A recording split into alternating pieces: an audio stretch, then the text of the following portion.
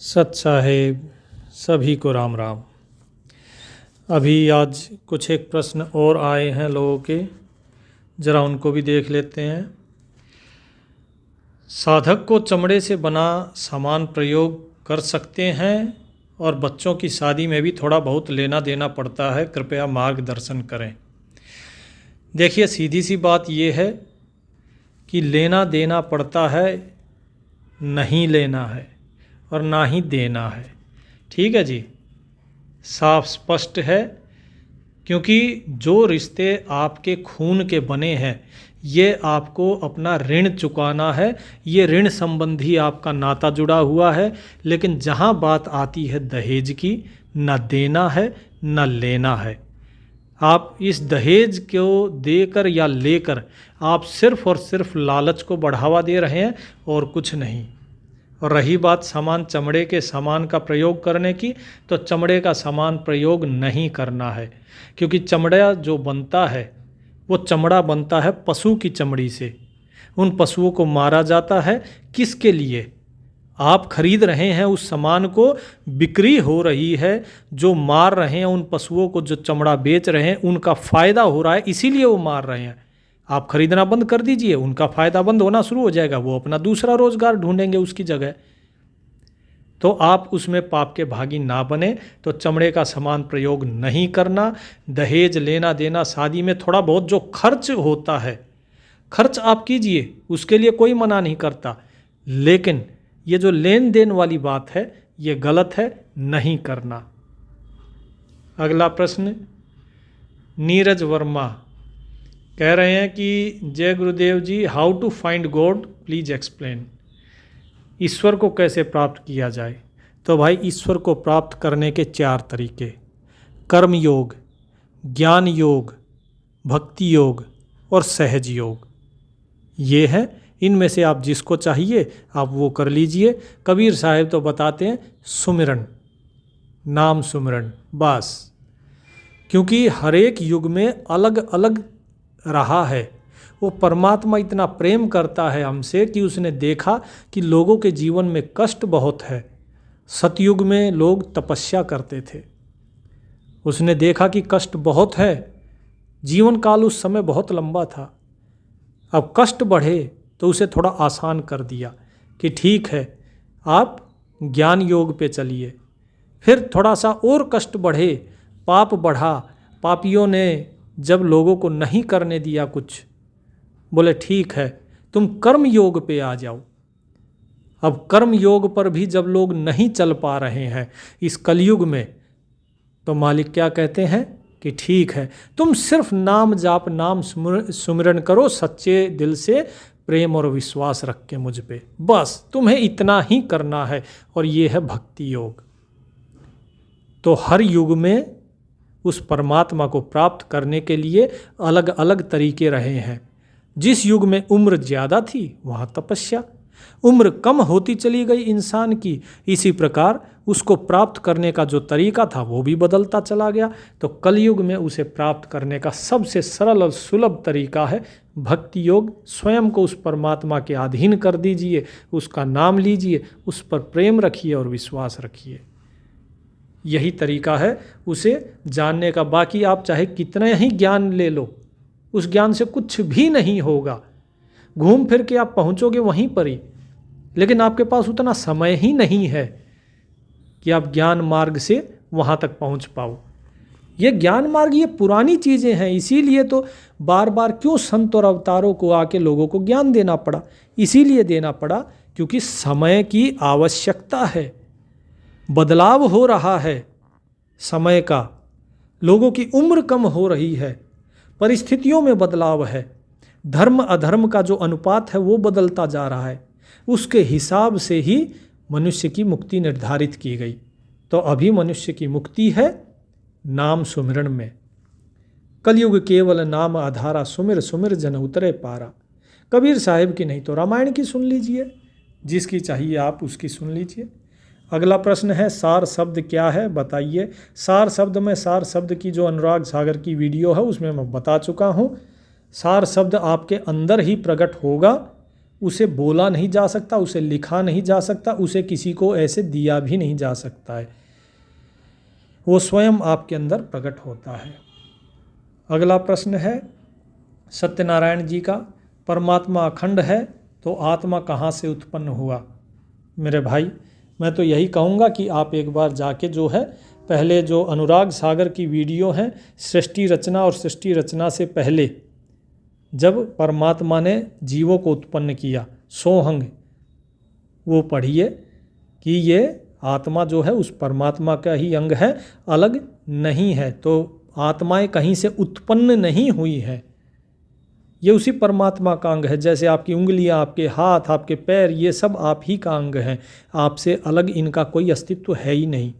कबीर साहब कहते हैं आत्म परमात्म एक है नूर जहूर, बीच में जहाँ कर्म की ताते लागे दूर। बीच में कर्म का पर्दा है, इस अज्ञान के कारण हम इसे अलग अलग देखते हैं, नहीं तो ये एक ही है। और यही चीज़ श्री कृष्ण जी भी कहते हैं, अहम आत्मा गुड़ा केश सर्वभूता नाम स्थित। सर्वभूत, सभी भूतों के अंदर स्थित मैं आत्मा हूँ। मैं जो ईश्वर हूँ, ये ईश्वर, ये कृष्ण, ये देह नहीं, तत्व रूप से मुझे जानो, मैं वो आत्मा हूँ। तो वो भी यही प्रमाणित कर रहे हैं। तो कृष्ण हो या कबीर, बात एक ही है, दोनों का ज्ञान एक ही है। जो इन्हें अलग देखते हैं वे मूर्ख हैं। आगे क्या है? बोले हम आपसे कुछ भी प्रश्न नहीं करेंगे महाराज, कहाँ झमेले में फंस गए महाराज जी, लोग समझाने से नहीं समझते, लाख समझाओ सत्य को समझना सबके बस की बात नहीं है, झूठ को पकड़ लेंगे एकदम, मैं कुछ नहीं सकता बस। महाराज जी देखिए, लोग झूठ को पहले पकड़ते हैं क्योंकि झूठ को पकड़ना आसान होता है, गिरना बहुत आसान है। हाथ छोड़ दीजिए रस्सी से, गिर जाओगे, अपने आप गिरोगे, लेकिन ऊपर चढ़ना मुश्किल होता है। लेकिन वो परमात्मा अगर सभी को सत्संग में लेके आया है आप लोगों को, तो उसकी कृपा है आपके ऊपर, क्योंकि वो प्रेम करता है, वो चाहता है आप ऊपर आओ। और आज नहीं तो कल उस मालिक ने जिसका हाथ पकड़ लिया वो पार होगा ही होगा, उसे वो छोड़ेगा नहीं, क्योंकि वो जिसको जहाँ पहुँचाना चाहता है वो पहुँचा देता है। तो ये मत सोचिए कि कौन जगेगा कौन नहीं जगेगा, कौन समझेगा कौन नहीं समझेगा। उस मालिक ने मुझे निमित्त बनाया है इस सत्य ज्ञान को आप तक पहुंचाने के लिए, तो मैं अपना कर्म करूंगा, क्योंकि मेरे लिए जो उस परमात्मा का आदेश है वो सर्वोपरि है। अगर आप इसी ज्ञान को अगर आगे पहुंचाते हैं तो आप अपना कर्म कर रहे हैं, अगर नहीं पहुंचाते हैं तो ठीक है, मत पहुंचाइए, कोई फर्क नहीं पड़ता है। लेकिन कर्म किसका क्या है, उस कर्म को जरूर करना चाहिए। जोत और अगरबत्ती जलानी चाहिए कि नहीं? जरूर जलानी चाहिए। जोत भी जलानी चाहिए, अगरबत्ती भी जलानी चाहिए। क्यों जलानी चाहिए? हम सुबह से लेकर शाम तक अपने वातावरण में इतनी गंदगी फैलाते हैं। सुबह सुबह हम शौच के लिए जाते हैं, पूरा दिन जो है हम कहीं धुआं जला रहे हैं, कहीं कुछ कर रहे हैं, कहीं कोई बीड़ी फूंक रहा है, कोई सिगरेट और कोई गाड़ियों का धुआं। हमने इस वातावरण को दूषित किया है। उस परमात्मा ने इस प्रकृति को हमारे लिए बनाया था, तो क्या हमारा ये दायित्व नहीं बनता कि इस प्रकृति को स्वच्छ भी हम रखें? तो यदि इस वातावरण में दुर्गंध हमने फैलाई है तो सुगंध फैलाने का जिम्मा किसका होगा? कोई दूसरे ग्रह से तो नहीं आएगा, वो आप ही को करना है, हमें ही करना है। तो इसीलिए जोत जरूर लगानी चाहिए। घी की जोत लगाइए। अगर आपके पास तेल है, घी नहीं है, तो आप तेल की भी लगा सकते हैं, सरसों के तेल की लगाइए, अन्यथा घी की जोत लगाइए। क्योंकि साहिब कहते हैं कि घी के तो दर्शन भले और खाना भला न तेल, अकलमंद दुश्मन भला मूर्ख से क्या मेल। कि घी के तो दर्शन ही भले होते हैं। तो मैं तो जोत जलाने की बात कर रहा हूँ, इससे वातावरण शुद्ध होता है। अगरबत्ती लगाइए। पहले यज्ञ हवन होते थे, उसमें सुगंधित जो हवन सामग्री होती थी वो डाली जाती थी ताकि वातावरण शुद्ध हो, जिससे वातावरण के अंदर जो जर्म्स हैं, जो घातक बीमारी फैलाने वाले जो जर्म्स हैं वो नष्ट हो जाएं। तो अभी वो चीज़ नहीं है। समय बदल गया, आप अगरबत्ती लगाइए, घर का वातावरण शुद्ध रहेगा, सोच अच्छी रहेगी, विचार अच्छे रहेंगे। अगला प्रश्न क्या है? बोला मुक्ति के समय ध्यान में क्या क्या घटित होता है? मुक्ति के समय ध्यान में कुछ भी घटित नहीं होता है। जब व्यक्ति मुक्त ही हो गया तो घटित क्या होगा? कुछ भी नहीं। उस वक्त सिर्फ और सिर्फ असीम शांति और असीम सुख का अनुभव होता है। ये जीव को लगता है कि ये उस परम तत्व को पा गया है, इसके आगे कुछ पाना शेष नहीं रह जाता।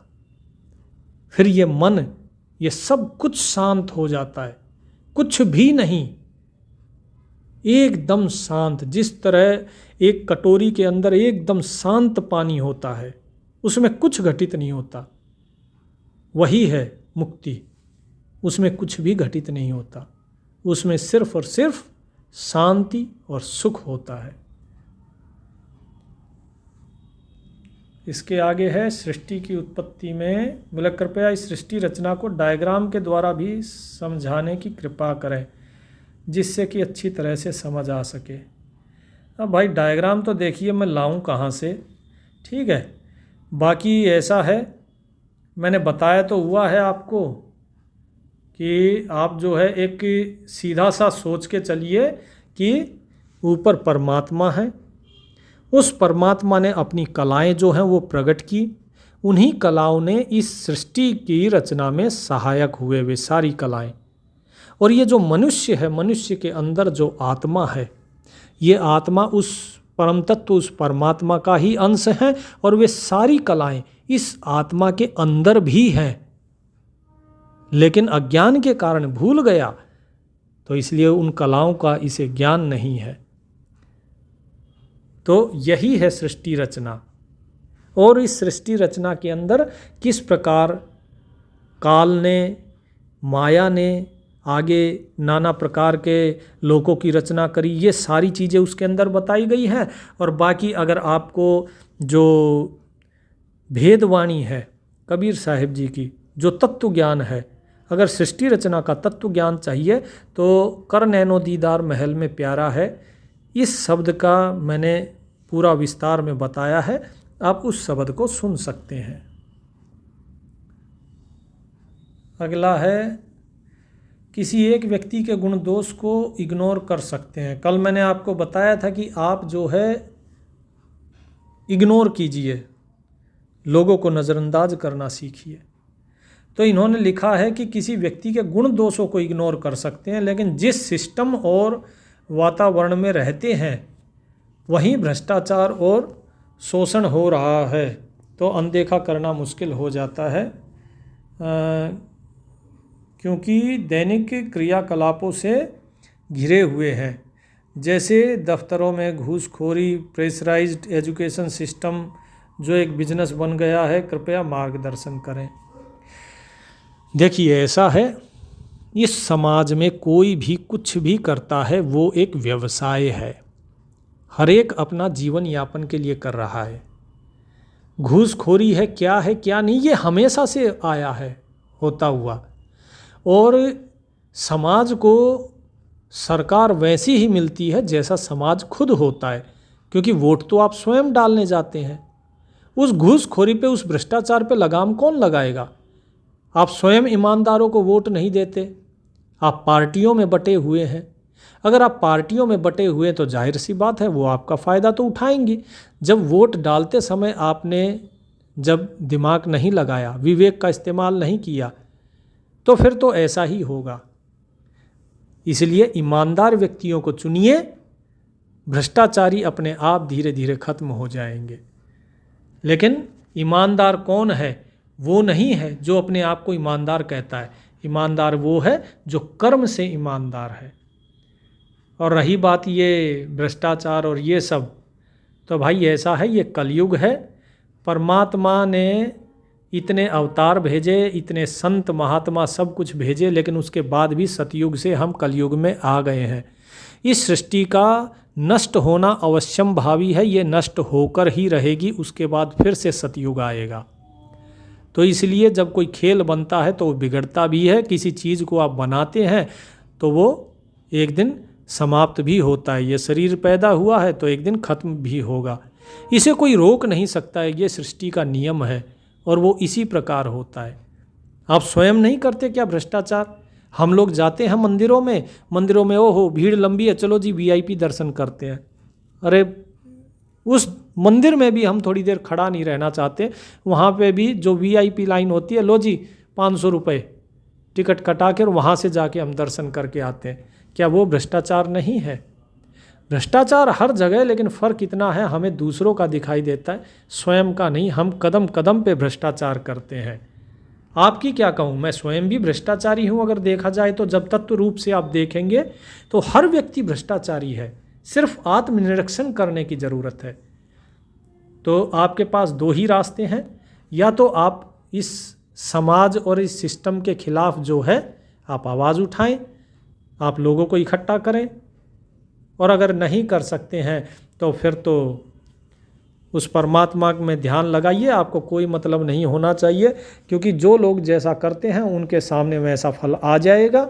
आपको तय करना है आपको किस मार्ग पे चलना है, इस संसार से भ्रष्टाचार खत्म करने की तरफ या अपने मन का भ्रष्टाचार खत्म करने की तरफ।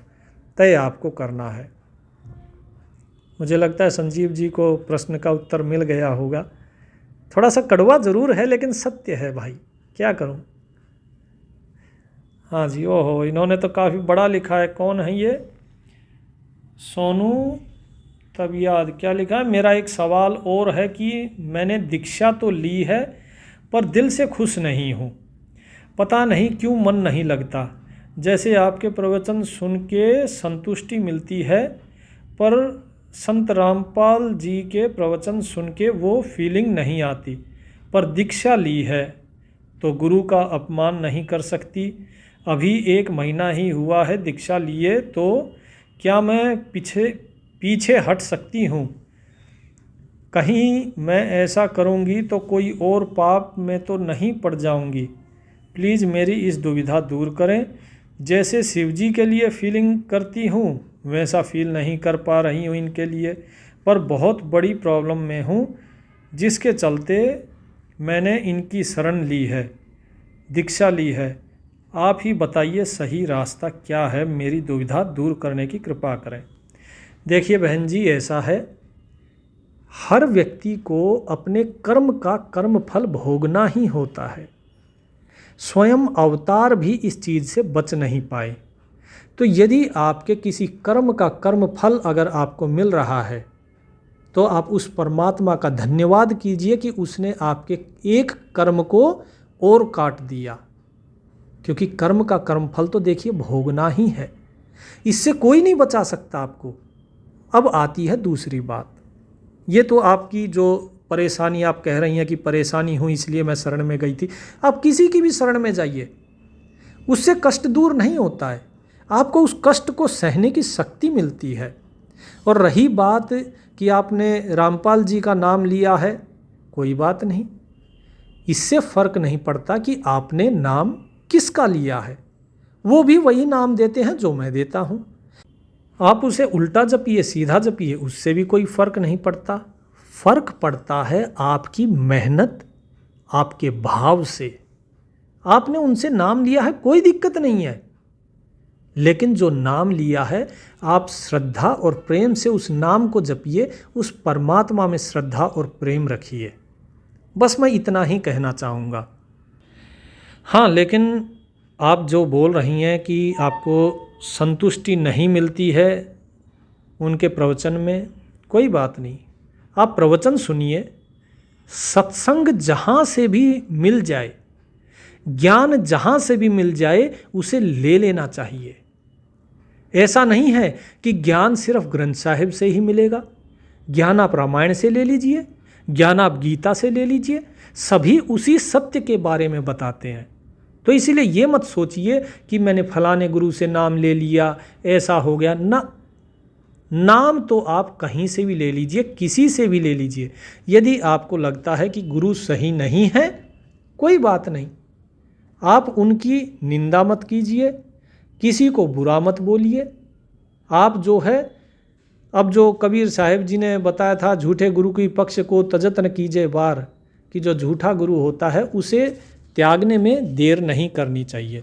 तो अगर आप त्यागना चाहती हैं तो आप त्याग सकती हैं, लेकिन मैं बार बार यही कहूँगा, आप बेशक त्यागिए, लेकिन निंदा कभी मत कीजिएगा किसी की, क्योंकि हर व्यक्ति अपने बौद्धिक स्तर और अपने ज्ञान के स्तर के हिसाब से ही बात करता है, और इसमें आपको कोई पाप भी नहीं लगेगा। और आप अपना जो नाम लिया है उस नाम को जपते रहिए। हाँ, बस एक काम कीजिएगा, जो भी चीज़ आपको लगती है ये गलत है, आप उसे छोड़ दीजिए। जो चीज़ आपको, आपका विवेक, आपका मन नहीं, मन तो पता नहीं कौन कौन सी चीज़ों को सही बताएगा, आपका विवेक क्या कहता है। अगर आपका विवेक कहता है कि ये चीज़ सत्य है तो आप उसे ही मानो। जो चीज़ आपको लगता है नहीं इन्होंने ये बताया है, ये चीज़ सत्य नहीं है, उसे छोड़ दो। इसमें पाप पुण्य ये सब कुछ नहीं है। ये पाप पुण्य जो है ये इस काल का, इस मन का बनाया हुआ है। जो कुछ है सब कुछ परमात्मा है।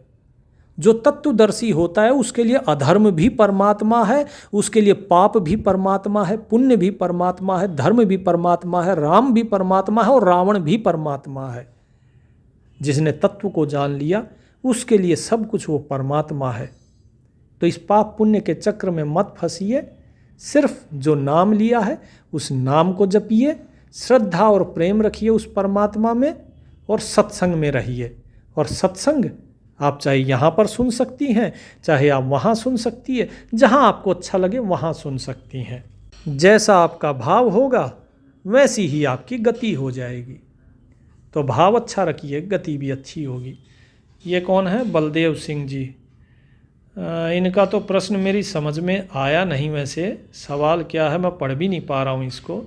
नीचे लिखा है नाम बलदेव सिंह, मैं सत्संग करता हूँ, फिर पता चला कि नितिन दास गुरु है, उनका ज्ञान का बारे में बता। ये मतलब कहना चाह रहे होंगे कि मैं सत्संग करता हूँ, मेरा नाम बलदेव सिंह जी है, और सत्संग जो ये करते हैं या सुनते हैं उनका गुरु का नाम जो है नितिन दास जी है, और उनके ज्ञान के बारे में बताइए। देखिए, मैं किसी के ज्ञान के बारे में कोई टिप्पणी नहीं कर सकता हूँ। क्यों नहीं कर सकता हूँ? एक तो मेरे को मालिक का आदेश नहीं है किसी के बारे में भी टिप्पणी करने की। मुझे नहीं पता किसको कितना ज्ञान है, क्या ज्ञान है। ठीक है जी, ये तो आपके ऊपर है कि आप जो है उनका सत्संग सुनते हैं, आपको उनका सत्संग कैसा लगता है। यदि उनका सत्संग आपको अच्छा लगता है आप सुनिए, यदि उससे आपको कोई लाभ होता है तो सुनिए, और यदि आपको लगता है कि नहीं सत्संग उनका अच्छा नहीं है तो आप दूसरी जगह सुन लीजिए। लेकिन उनके ज्ञान के बारे में मुझे नहीं पता है, क्योंकि मैं उनसे कभी मिला नहीं, कभी मैंने उनको सुना नहीं, कभी जाना नहीं।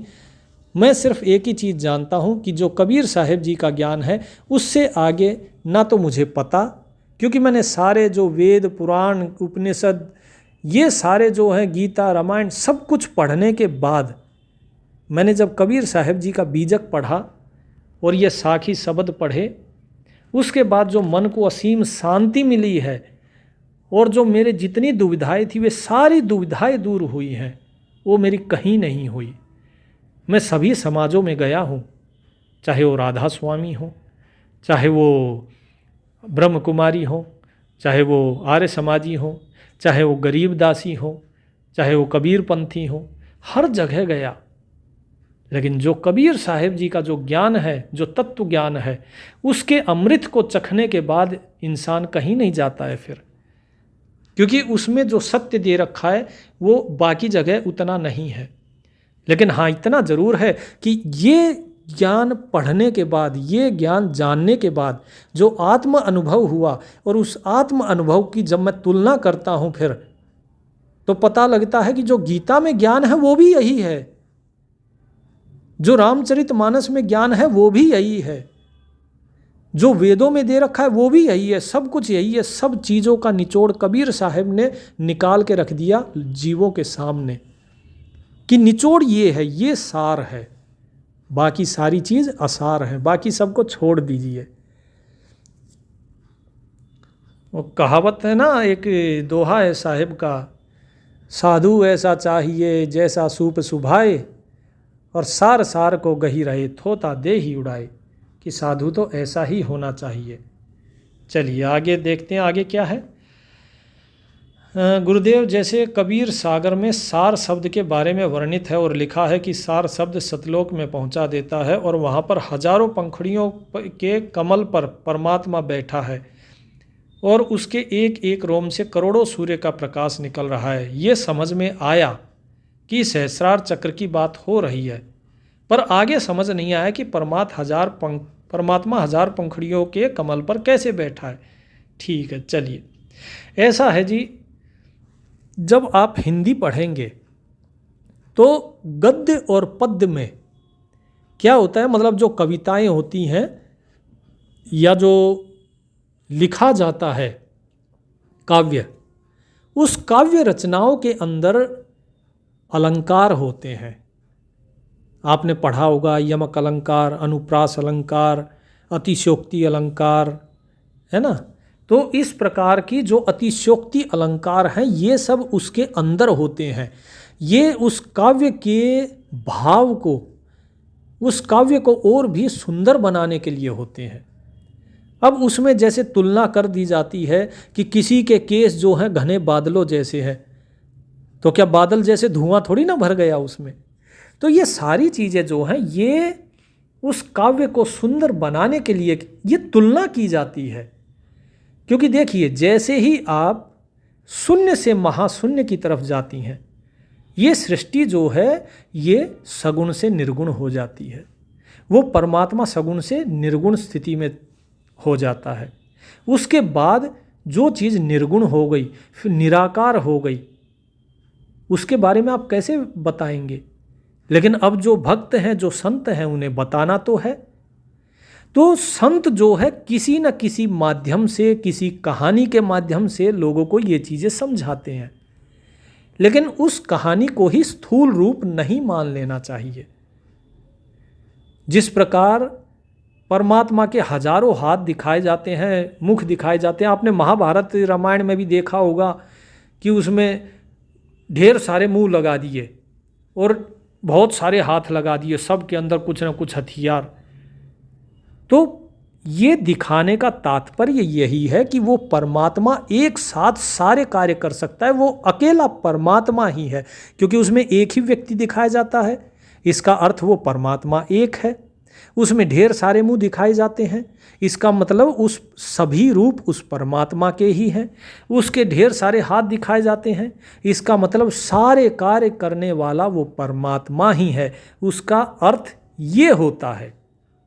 इसका अर्थ ये नहीं कि वो हजार हाथ वाला भगवान आएगा ना, वो उसका अर्थ नहीं है। तो इसी प्रकार ये हजार पंखुड़ियाँ और ये सब जो बता रखा है, ये सहस्रार चक्र के बारे में बताया गया है। जो सहस्रार चक्र है उसका नाम है ये, जो कि हजार गुना है, नीचे के चक्रों से हजार गुना ऊपर। ठीक है, तो ये चीज़ यहाँ पर बताने की साहिब चेष्टा कर रहे हैं, इसे स्थूल रूप में ना लें। अगला क्या है? अगला है क्या कबीर साहब पूर्ण परमात्मा हैं? ये कौन है? उदय नारायण प्रसाद जी। मैं संत रामपाल जी का शिष्य हूँ, आप मुझे बताइए कि परमात्मा कौन है, इससे कैसे जोड़ा जा सकता है। तो देखिए, ये चीज़ मैं कई बार कह चुका हूँ। अनुराग सागर में कबीर साहब बिल्कुल स्पष्ट रूप से बता रहे हैं कि मैं कौन हूँ, ज्ञानी। ज्ञानी कौन? परमात्मा के दूसरे पुत्र जिनका नाम था ज्ञान, उन्हीं का नाम है जोगजीत।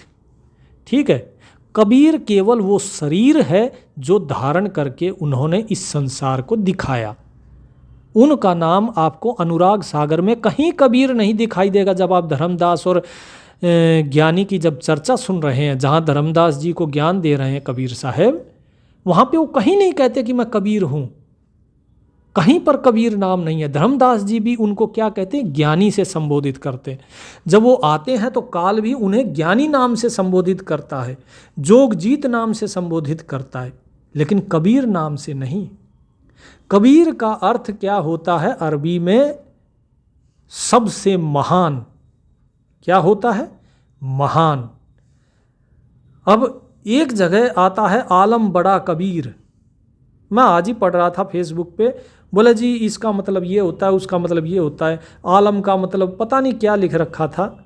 ठीक है, आलम का मतलब होता है, ये आलिम जो है ना उर्दू में, उसका अर्थ होता है ज्ञानी, कि वो परमात्मा आलिम फाजिल है, ज्ञानी है वो। तो बात वहीं आ गई फिर, जिसको ज्ञान है वो ज्ञानी है, वो आलिम है। कबीर का अर्थ होता है जो महान है। ये सब उस परमात्मा के गुण हैं। ठीक है, अब जैसे आपका नाम राम रख दिया जाए, अब जैसे आपका नाम क्या है? उदय नारायण प्रसाद। तो आपका नाम अगर नारायण है तो क्या आप नारायण हो गए? वो जो नारायण नारायण करते हैं नारद जी, क्या आप वो वाले नारायण हो गए? नहीं ना। इसी प्रकार कबीर जो है उस शरीर का नाम था, जो शरीर यहाँ पर कबीर साहब ने धरा। वास्तव में वो कौन है? वास्तव में वो परमात्मा के दूसरे पुत्र, या दूसरी कला कहिए, ज्ञान कला। वो साक्षात उस परमात्मा के ज्ञान स्वरूप कला थे। इस संसार में जो भी आते हैं वो कलाएं ही आती हैं। साहिब क्या कहते हैं? सतगुरु संत और अवतारा, तीन कला एक दरबारा। कि सतगुरु हो, चाहे संत जो अलग अलग आते हैं वे हो, या अवतार हो, ये सभी उस परमात्मा की तीनों अलग अलग कलाएं हैं, स्पष्ट रूप में बता रहे हैं। लेकिन एक दरबारा आते हैं, उसी एक ही दरबार से, यानी उसी परमात्मा से ही ये आते हैं। तो तत्व रूप से हर व्यक्ति वो परमात्मा का ही अंश है, वो परमात्मा ही है। श्री कृष्ण ने भी गीता में यही चीज कही है कि जो अज्ञानी लोग हैं, जो मूर्ख हैं, वो क्या सोचते हैं कि कृष्ण ये देह है, वे इस देह को ही पूजते हैं, इस देह को ही मानते हैं और मुझे मानव मानते हैं। लेकिन मैं ये देह नहीं हूं, मैं सबके अंदर स्थित आत्मा हूं। और यदि आत्मा है तो आत्म रूप से हर व्यक्ति परमेश्वर का ही अंश है। रामायण में भी यही चीज कही है, ईश्वर अंश जीव अविनाशी, चेतन सहज सकल सुख राशि, सो माया बस भयों गोसाई, बंध्यो पीर मरकट की नाई। कि ईश्वर का अंश है, ये आत्मा जो है ये ईश्वर का अंश है, चेतन है, सहज सभी सुखों की खान है ये। लेकिन ये माया के वश होके अपने स्वरूप को भूल गया। जैसे बंदर और तोता अपने वासनाओं के कारण, लोभ के कारण और भय के कारण फंस जाते हैं शिकारी के जाल में, ऐसे ही ये माया के जाल में फंस गया ये जीव जो है। तो ये सब कुछ वो परमात्मा ही है। जैसे ही आप अपने तत्व रूप को जान लेंगे, आत्म स्वरूप को जान लेंगे, तो आप स्वयं ही ईश्वर हो गए, आप उसके साथ एक हो गए। और जब तक नहीं जान पाते तब तक आप अलग हो। यही चीज जो है हनुमान जी से भी जब पूछी तो उन्होंने भी यही चीज कही श्री रामचंद्र जी को कि प्रभु देह रूप से मैं आपका दास हूं, जीव रूप से मैं आपका अंश हूं, और तत्व रूप से मैं और आप एक ही हैं, मैं राम ही हूं, मुझ में और राम में कोई भेद नहीं। अब यही चीज कबीर साहब भी कहते हैं कि आत्म परमात्म एक है नूर जहूर, बीच में जहां कर्म की ताते लागे दूर। कि आत्मा और परमात्मा दोनों एक ही हैं, ये अलग नहीं है। कर्म का बीच में पर्दा पड़ गया, इस कर्म के भेद के कारण जो है हम अलग अलग देखते हैं, अज्ञान के कारण हम अलग अलग देखते हैं। अब फिर बात आती है कि भाई फिर सतगुरु, ठीक है। अब जो शरीर की बात आती है, ये तो आत्मा और परमात्मा की बात बता दी कबीर साहब ने। अब शरीर की बात आ जाइए। अब शरीर की बात पे कबीर साहब क्या कहते हैं कि हाड़ चाम को सतगुरु कहे, ये सब धुंधर ज्ञान है, और चार दाग आवे नहीं उसको सतगुरु जान। कि भाई तुम इस हाड़ चाम की देह, ये जो कबीर तुम्हें दिखाई दे रहा है, ये सतगुरु नहीं है, ये तो सिर्फ शरीर है जो इस संसार को धारण करके मैं दिखा रहा हूं। बोले ये नहीं हूं मैं वो हूं जो इससे परे है, जो चारों दागों से परे है, यानी वो तत्व रूप, वो आत्म स्वरूप। बोले वो हूं मैं, वो सतगुरु है। तो मेरे ख्याल से आपकी शंका का समाधान हो गया होगा कि परमात्मा से कैसे जुड़ा जा सकता है। परमात्मा से तो आप अलग हैं ही नहीं, तो जुड़ेंगे कैसे? बर्फ कभी पानी से अलग होती है? बर्फ पानी में तैरती हुई दिखाई जरूर देती है, लेकिन अगर आप देखेंगे तो उस बर्फ के अंदर सिर्फ पानी ही पानी है और कुछ है ही नहीं। आप उसमें से कुछ निकाल ही नहीं पाएंगे, वो पानी ही है। अज्ञान के कारण हम दो देखते हैं। जिस प्रकार बर्फ के अंदर विकार आ जाता है, कौन सा विकार? ठंडक का। और ठंडक का विकार आ जाता है तो जम जाती है, वो लगता है ओहो ये तो साकार हो गई। ये बर्फ अलग है, पानी अलग है, अलग से दिखता है बिल्कुल, आप उठा सकते हैं उसको, वो साकार दिखाई देती है। लेकिन जब वो वापस घुल जाती है तो फिर आप ये भी नहीं बता सकते कि कौन से पानी की बर्फ थी, क्योंकि वो पानी में पानी मिल जाता है। तो यही चीज़ है मेरे भाई, ये सब तत्व ज्ञानी ही आपको बता सकते हैं, जिन्हें तत्व का ज्ञान हो। तो ये कौन बताए? ये कबीर साहब बताएंगे आपको। और कबीर साहब तो हैं नहीं, तो उनका ज्ञान है। उन्होंने ये ज्ञान इस जगत को इसीलिए दिया कि उनके बाद भी लोग इस ज्ञान पर अमल करें और जो उनकी दुविधा है वो दूर हो सके। जितने ये ग्रंथ हैं, जो संतों की वाणी है, ये हमारा मार्गदर्शन करती हैं, लेकिन ये हमें उस परम तत्व तक नहीं पहुंचा सकती। मैंने इतना ज्ञान दिया, इतनी वीडियो बनाई, इतना सत्संग दिया, क्या इससे आप लोगों को कोई अनुभव हुआ? कुछ आत्म अनुभव हुआ? नहीं ना। इसीलिए कबीर साहब जी ने कहा था ये वेद, ये पुराण, ये सब छोड़ दो।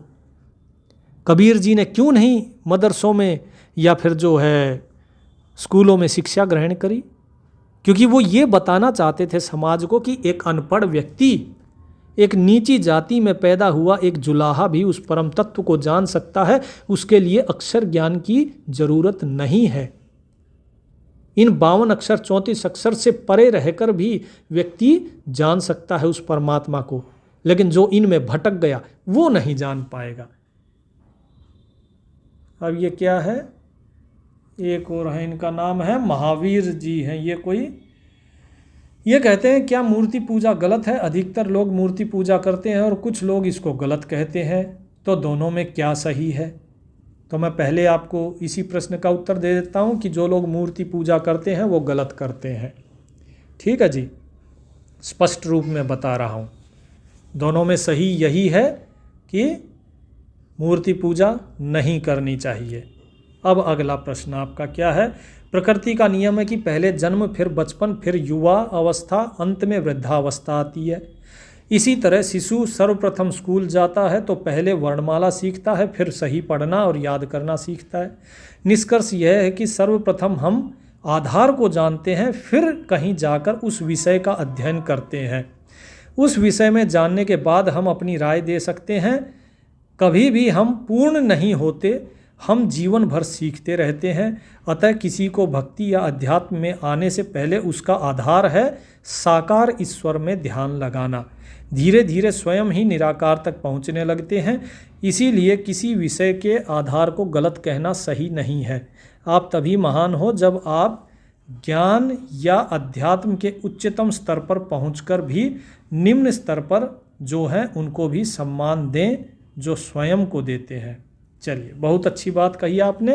सम्मान तो खैर हम सभी को देते हैं, लेकिन जो गलत है उसे तो गलत कहना ही होगा ना। आपने बात करी वृद्धावस्था, युवावस्था, बचपन और जन्म की, है ना।